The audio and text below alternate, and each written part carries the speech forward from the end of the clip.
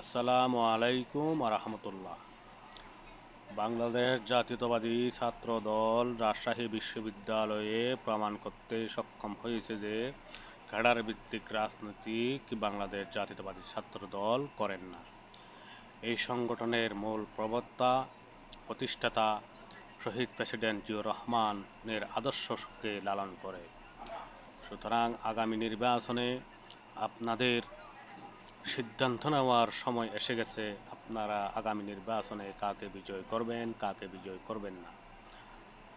আপনারা একটি বিষয় লক্ষ্য করুন, প্রত্যেকটা বিশ্ববিদ্যালয় ইউনিভার্সিটিতে সাধারণ শিক্ষার্থীদের ব্যানারে কারা অনাকাঙ্ক্ষিত ঘটনাগুলো ঘটাচ্ছে, কারা ক্যাডার ভিত্তিক রাজনীতি করছে, কারা প্রকাশ্যে অস্ত্র নিয়ে ঘোরাঘুরি করছে এবং ট্যাগ লাগাচ্ছে সাধারণ শিক্ষার্থীদের নামে।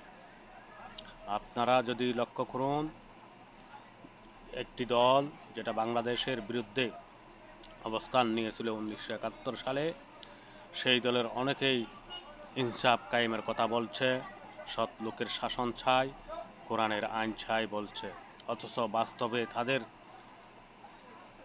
তাদের যেই প্রধান, তার বক্তব্য যদি আপনি দেখেন, ভারতকে তিনি খুশি করতে চান, ভারত কষ্ট পায় এমন কোনো কাজ তিনি করতে চান না।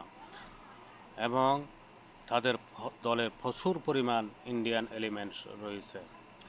এবং ধর্মের কথা যদি বলি, তারা মৃত মানুষকে কবর থেকে লাশ উঠিয়ে পুড়িয়ে দেওয়ার মতো ঘটনা ঘটিয়েছে বাংলাদেশে।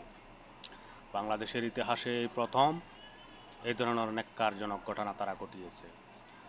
অন্যদিকে পিনাকিকে দিয়ে সাফাই গাওয়া হচ্ছে যে তারা এটাকে অ্যান্টি ইন্ডিয়ার রাজনীতি করে। আসলেই 5ই আগস্টের পর থেকে তারা ইন্ডিয়ার বিপক্ষে একটি বক্তব্যও কোনো নেতাকর্মী দেন নাই।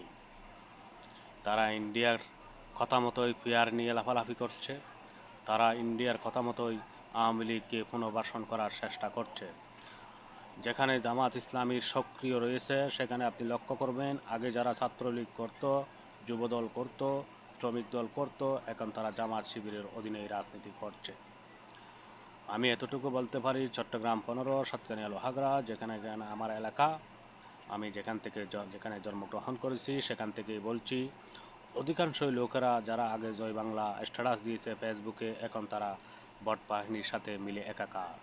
অপরদিকে পিনাকি এবং বনি আমিনের মতো ন্যাক্কারজনক কিছু ব্যক্তিকে, ঘৃণিত কিছু ব্যক্তিকে তারা অনলাইনে স্টেপেস মানছে। ধন্যবাদ। বাংলাদেশ জিন্দাবাদ। বাংলাদেশ জাতীয়তাবাদী দল জিন্দাবাদ। আসসালাম।